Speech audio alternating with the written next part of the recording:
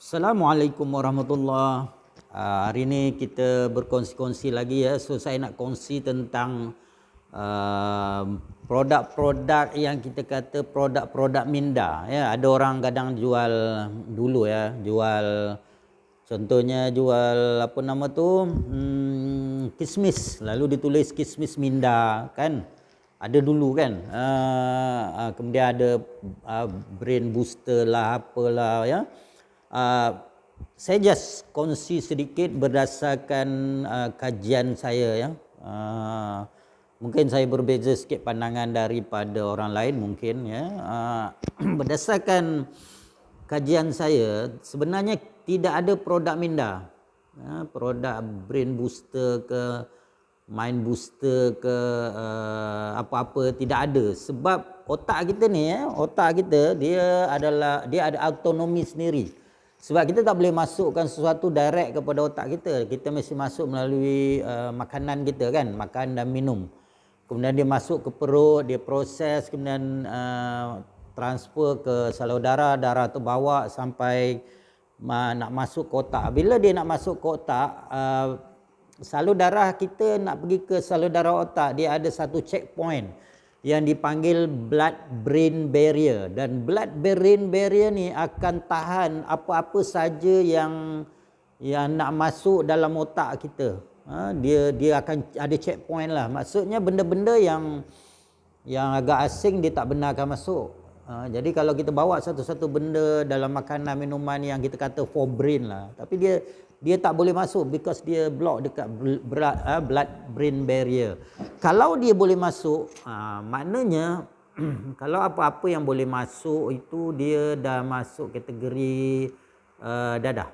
Dadah yang menguasai komputer kita. Because komputer ni dia mesti ada satu pusat kawalan yang dia tidak benarkan apa-apa pun menguasai pusat komputer itu. Jadi dadah adalah jenis compound, bahan properties yang mampu melintasi blood brain barrier ke, atau melalui apa-apa ke, yang dia boleh invade kita punya otak sama ada keseluruhan atau sebahagian. Itu dia dah jadi dadah. Jadi kalau kita kata produk brain ke apa ke, sebenarnya secara directnya tak ada. Tetapi sebenarnya brain kita dia menjadi baik, menjadi mantap apabila kita mampu supply need yang dia nak. Yang need ini kita supply melalui makan dan minum lah. Need itu yang akan boost brain kita, because brain ni dia ada 100 kompartmen ya. Ada 100 kompartmen, dan setiap kompartmen ni dia menggunakan fuel minyak yang berbeza untuk dia run engine dia. Jadi kita perlu banyak bahan untuk bina 100 jenis minyak. Maksudnya kalau kita makan dalam pattern yang sama aja, brain kita akan lemah lah, because dia tak dapat energize ke 100 engine tu. Jadi ada dalam sistem makanan kita, budaya makan kita, contohnya budaya makan Melayu, ada komponen-komponen yang diperlukan oleh enjin otak ini tidak dapat disupply melalui makanan yang ada dalam budaya kita.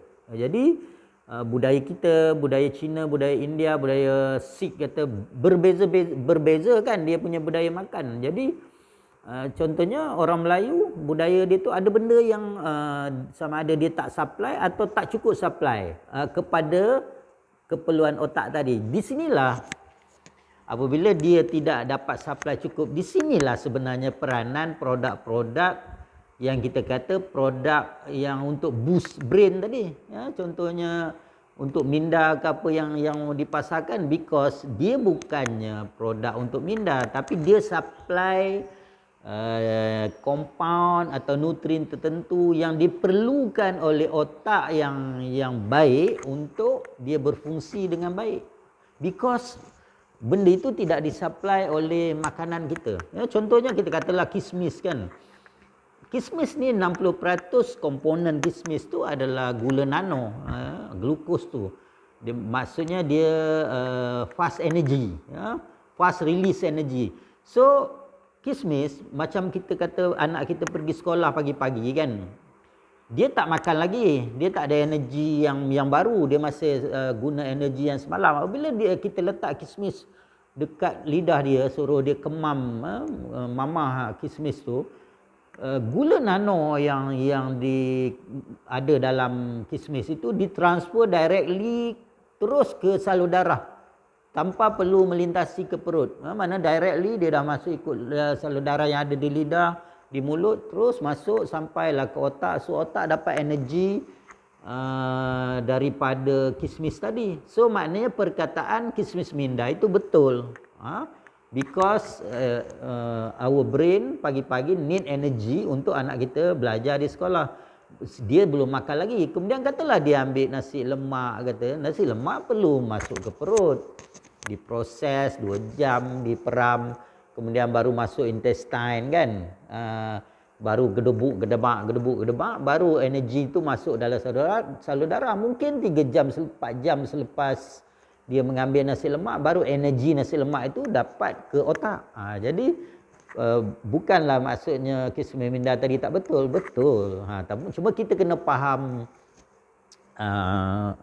apa sebenar fungsi kismis tadi ya. Dan contohnya kita beli satu produk yang kalau saya boleh sebut, minta maaf kepada Prof Kamsiah, saya sebut sikit produk beliau, itu Examo. Examo ni sejenis garam. Dia ada 4 jenis garam, ya, kalsium sulfate, magnesium sulfate, natrium sulfate, dan ada satu lagi bahan saya lupa ya. 4 jenis garam ni. Garam ni dia berfungsi untuk convey message saraf dalam saraf. Contohnya kita sentuh ni kan, kita sentuh sini, message bahawa kita disentuh ini mesti dibawa melalui saraf kan. Saraf ni dia bergerak dalam bentuk impas elektrik. Kemudian dia ada buku-buku antara satu saraf tu, dia perlu melompat. So saraf tu akan bergerak dengan laju kalau dia melompat dengan pantas sampai ke otak. So cepat sampai ke otak. So fungsi produk-produk seperti Examo ni, dia melajukan saraf. Saraf. Kemudian dia ada satu lagi bahan namanya kalsium fosfat. Kalsium fosfat ni fungsi dia untuk apabila maklumat tadi sampai ke otak, dia perlu kongsi antara neuron 1, neuron 2 dia kena kongsi. Untuk kongsi maklumat tadi kena melompat. Melompat ni dia perlu satu tenaga, pump dia adalah kalsium. So maknanya produk Examo tadi dia berfungsi pada saraf. Ya. Jadi kita tengok tadi kismis dia beri energi, yang ini dia berfungsi kepada saraf. Kemudian kita tengok produk seperti Calypso, katalah Calypso, dia supply vitamin dan nutrien. Because kalau kita baca dekat dia punya produk tu is vitamin dan nutrien. So kalau dalam makanan kita, contohnya kita kurang makan sayur ke, kurang makan buah ke, atau kurang makan, kurang ambil benda-benda mineral ke, so kita dah tak cukup garam, mineral, dan tak cukup vitamin. Jadi this produk pula support keperluan bagi vitamin dan mineral. So kita tengok fungsi produk-produk ini berbeza. Contohnya macam saya punya produk ni for EQL, for akal. So dia buat menggunakan tama yang kita ferment, menggunakan satu bahan yang saya sebut selalu, imun, kita ferment. This product dia contain good bacteria. So makna dia fokus kepada memperbaiki perut, usus, mencegah kehadiran bad bacteria. Kemudian di dalam ni dia ada alpha hydroxy acid, AHA. So kalau kita tengok elan susu kan, elan susu selalu letak AHA sebagai salah satu komponen di dalam susu. Because AHA ni dia mencegah alahan. Contohnya kita makan udang, jadi alah, so badan kita burden dengan alahan. Makan kacang jadi angin, makan kambing jadi pening, makan ada ajinomoto sikit sudah sakit kepala. This we call is alahan. So produk saya pula dia fokus kepada keperluan probiotik dan keperluan AHA. AHA ni kol lah, dalam bahasa Arabnya kol, cuka. AHA singkatan alpha hydroxy acid. Acid mean is cuka, kol, cuka lah. Jadi ini adalah cuka tamar. So dia memberi need kita terhadap cuka organik. Ini bukan cuka artificial vinegar atau vinegar biasa dalam pasaran. This is organic vinegar yang dia stabilize kita punya imun sistem. Maknanya dia tak fluctuate, dia tak terlalu kuat dan tak terlalu perlahan. Jadi dia mencegah alahan. So kalau kita faham benda ini, maknanya anak kita lemah dalam pelajaran kerana apa? Contohnya kita kaji makan dia, yang kita bagi pada dia, oh dia ni tak cukup kalsium ke, tak cukup bahan-bahan saraf seperti natrium, kalium, maka kita beli Examo, dia akan bentu. Dan jangan kata dengan Examo semuanya boleh berjaya, because Examo dia fokus kepada saraf. Kalau dia tak cukup nutrien, kita kata vitamin dan mineral, kita beli Calypso. Kalau dia punya perut tak cantik, kita tak beli probiotik kat dia, so kita ambil yang produk yang saya ni, because dia akan supply AHA. Dia kuat alahan ke, supply AHA.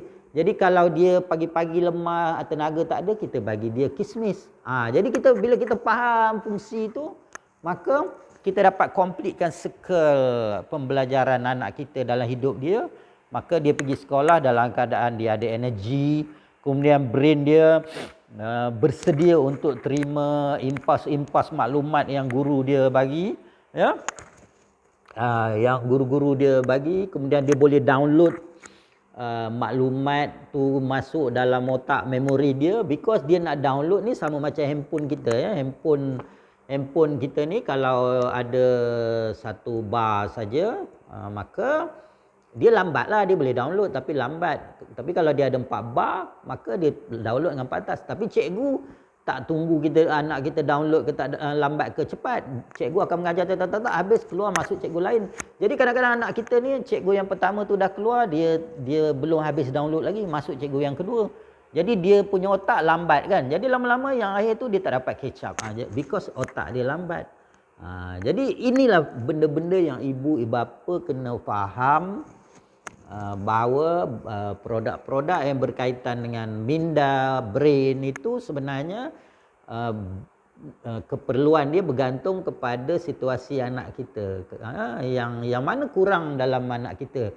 Jadi kita tu hidup dalam budaya mana. Jadi kita tengok dalam budaya Melayu, ada benda yang kurang, apa yang kurang itulah yang kita top up supaya dia betul-betul memberi kebaikan kepada anak kita. Dan bukan anak kita saja, kita pun pakailah produk minda. Saya menggunakan produk minda sejak daripada saya muda sampai sekarang, ya. Saya masih mengambil kalsium, saya masih mengambil produk seperti Examo tu, saya masih mengambil produk seperti Calypso tu, saya masih mengamal setiap hari produk yang saya buat yang mengandungi AHA ni, ya. Saya masih mengamalkan buah-buahan yang kita kata buahan sunnah, kismis, tamar, tin.